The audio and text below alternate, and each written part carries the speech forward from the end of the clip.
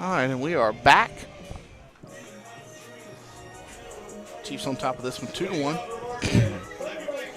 Made an internet switch that we hope will take us for a little bit, keep us from losing connection. At least that's the plan.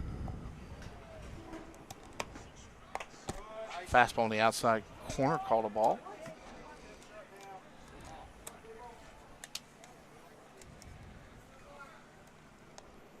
Here's the 1-0. Same pitch, same spot. Called a ball, so at least some consistency there on the first two pitches of this at bat.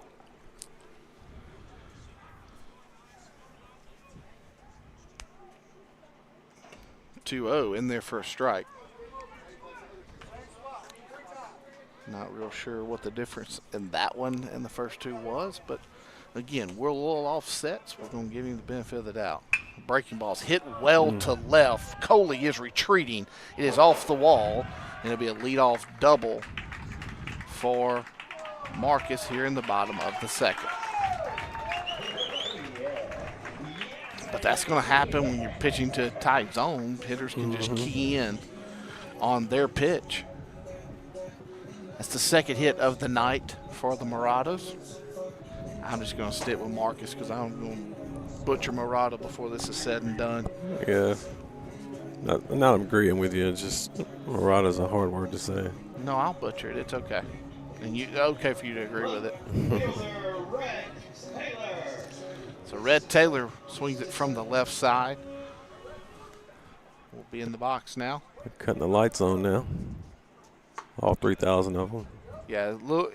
Again, if looks are correct, this is going to be a well-lit park here in about 60 minutes. We'll probably get sunburnt. A lot of lights on the 4 poles. This is inside of a city park here in Flower Mound. It's about 500 yards or so from the high school itself. This would hit to left, but slicing away. Coley gives it the best effort that he can.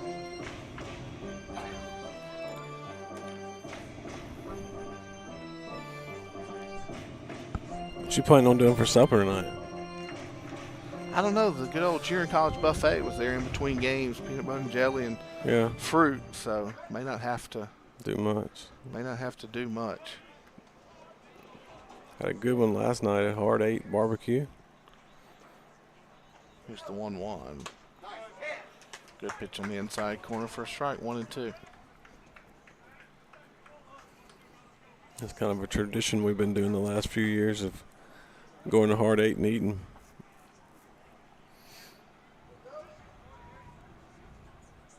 Here's the 1-2. Breaking ball. Strike 3 called. That was a good looking pitch. The line was pretty long at the steak table last night at Hard 8. And then there were some of our kids that didn't understand that we had told them about 15 minutes earlier, hey, if you're not waiting on the steak, go through. So I think I ate my own weight in turkey last night.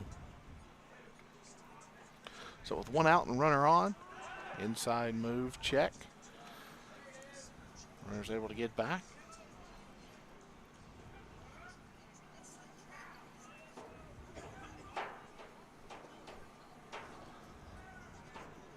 This is Ryan San Miguel. Runner's going. Yep. Ryan San Miguel is a junior right fielder.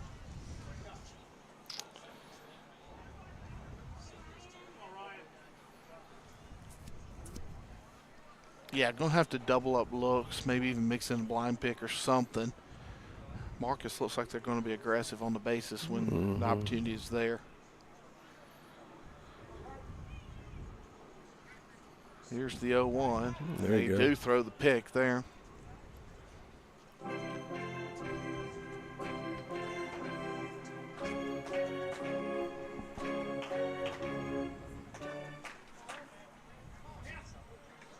Pratt sets. Here's the 0-1. This one skied to left center. Burford is there. He was shaded a little bit that way anyway. The runner will not tag, so there's the second out of the second inning. Ball was hit fairly well, but just got under it a little bit. Chiefs will take it.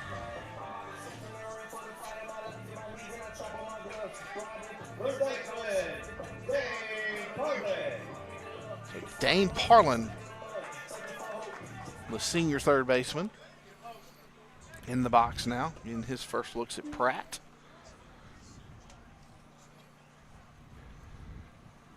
Did you know that song that was playing? They played a song. We're going to throw behind, but the runner does exactly what you want him to do. When you're that far out, just go ahead and try to take third if the ball goes behind you. Mm-hmm. And Marcus is able to take up 90 feet. So, ball ended up short hopping Drumheller too. Yeah, and got all up on him. Kind of lost it for a second, but was able to find it real fast. So 1-0, 2 outs here, runner on third. Chiefs lead 2-1 here in the bottom of the second, trying to protect that 2-1 lead as they have a base runner just 90 feet away from tying this thing up. Quincy comes set. Ball's going to be hit to Trey. Nice little hop for Trey there. Yep. Chiefs will get out of the second inning on that 6-3 put out, and we'll take a 2-1 lead to the top of the third. You're watching Chiefs baseball on Chief TV.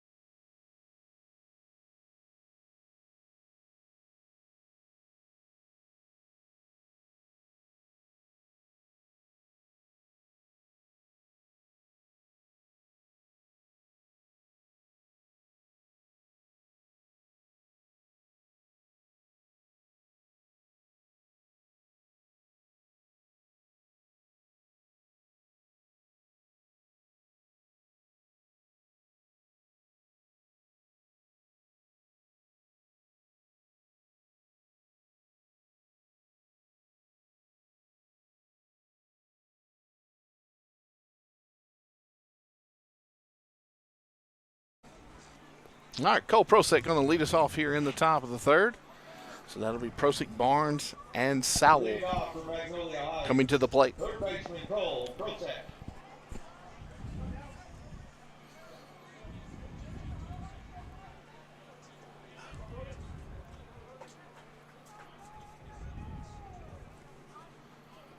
Cole digs in, ready for the first pitch. Right down Broadway, strike one.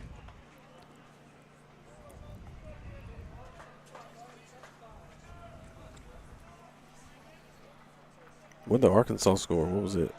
We cut it off. They were losing 5-1. Hogs were down 6-1, I think, when we cut it off. Ole Miss up 6-0. And Tennessee up 5-1 now over Oklahoma State. The bottom seventh down in Houston. This one's hit sharply to second, fielded on a hop. Second baseman was not in a hurry to throw it to first, and Cole made that a little closer than it probably should have been for as hard as it was hit.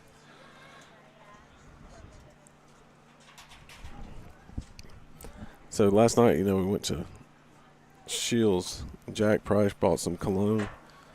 And by the time we got back to the hotel, everybody had a burning headache. Yeah, there were a couple of things bought last night at Shields I was a little surprised by, but there was going to be a Nerf gun war getting set up for the hotel. And luckily, it went fine. Did we have a decisive winner as Barnes hits this one to short? No, but they over in time.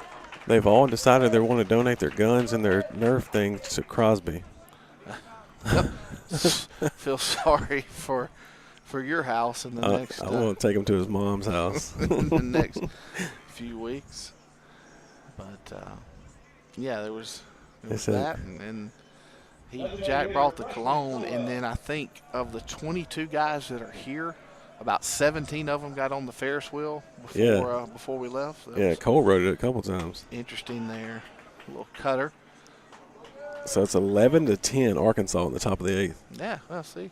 Felt like they could come back on Charlotte. And they did. Woo pig. That one misses inside.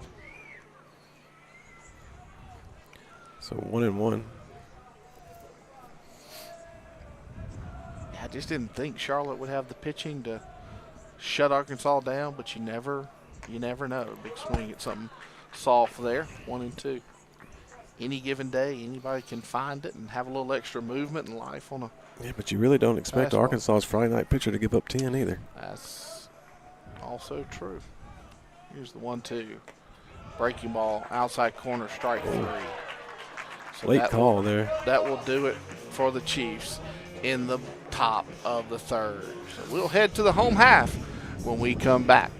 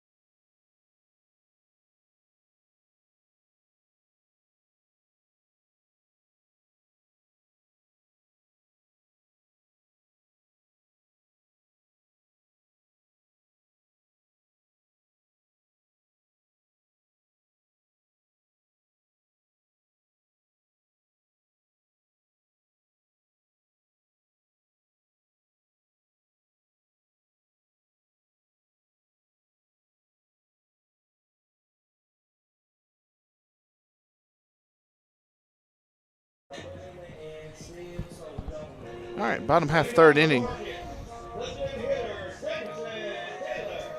Jameson Taylor, the designated hitter, will lead it off for Marcus.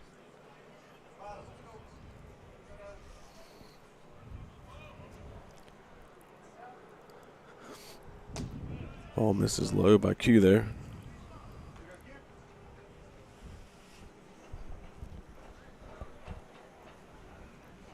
Here's the 1-0. This one's hit well to right center field. Price is retreating. He is at the wall, and he catches it about 3 feet short. So 1 up, 1 down here in the home half of the 3rd. And the top of the order will come up now. They all loud out. No, this is. I thought he swung it from the left side the first time. I thought they sent 3 lefties to the plate. There would be no reason for him to swing it from the right side now. So I'm seeing things once again. He watched that one go right by, so here's 0-1. This one popped up. Quincy It's gave way chase. out of play, and Quincy's the only person that went after it, and that ball landed. On that track back there. Yeah. Oh, me. Good effort, Q. And Barnes and Leland didn't even take a step. Quincy ran all the way to the foul line. Sky ball there, 0-2. See if they come with the breaking ball away, if they try to bust him in. It's the 1-2. They go with the breaker and hitting. So a 1 out base runner for Marcus in the 3rd.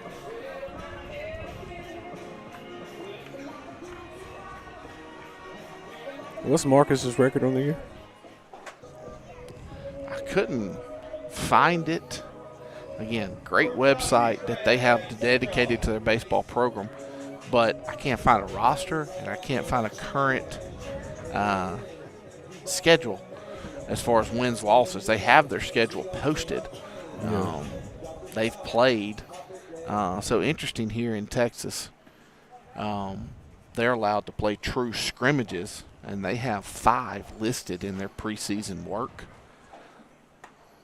Last weekend, they played in the Central Texas First Pitch Classic over in Georgetown.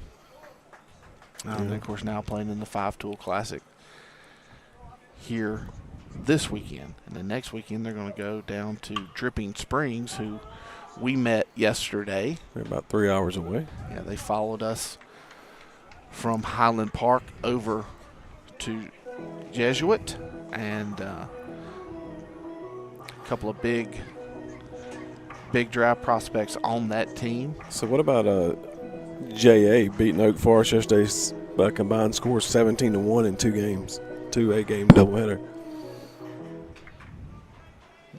We knew JA was going to be pretty good. Yeah, JA is they're going to be getting very serious about athletics. Of course, they lost the overall championship the other night to Prep, but that was probably about the 8th time they played Prep this year, and sometimes that just happens. But they did win their 2nd straight Class 6A championship, so that is a new conference opponent come next year for the Chiefs in all sports. Also welcome St. Joe. Got a first look at the football schedule yesterday. We're going to release that next week. This one's skied to right. Yep, Jack seems to have a bead on it. And he does for the second out. Yeah, we're going to release the football schedule next week. It does have 5 home games, 5 road games, and a bye date mixed in over the course of 11 weeks. So couldn't ask for much better there. In a perfectly timed bye week. Yeah, we won't go into too much detail, but we'll just say that perfectly timed bye week. You'll get to see that next week. Well, it's perfectly timed for our families. Most most teams don't. Well, most bye weeks are perfectly fine timed anyway. But that juncture in the season, you need whether it comes at the first or the last. A bye week's not all, especially with injuries and getting people healed back up and just little sprains and strains here and there. I always welcome, when I was coaching football, I always welcomed the bye week. This one fouled off. 0-2.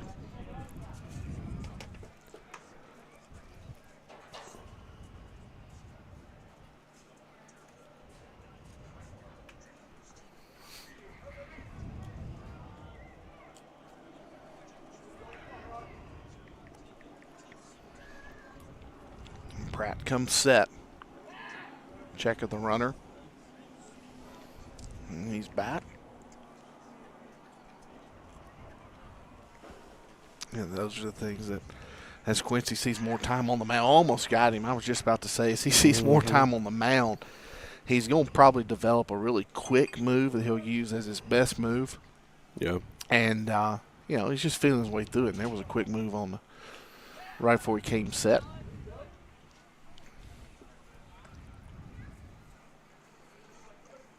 Sun's going down. People starting to kind of put little light jackets on.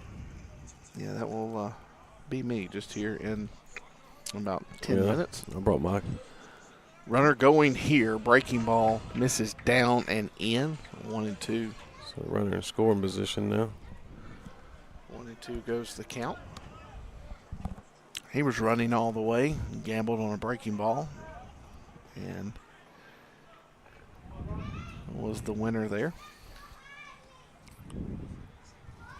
So here comes the 1-2, and they got him. Good use of the inside move there, Quincy. But then Quincy falls, but then is able to get it still to Prosick. So that's 1-5 the most that's the Quincyest move. A 1-5 put outs, just like when he fell in fair territory down at JA just a few weeks ago. So the Chiefs will take a 2-1 lead to their half of the fourth, and we'll be right back from Marcus, Texas.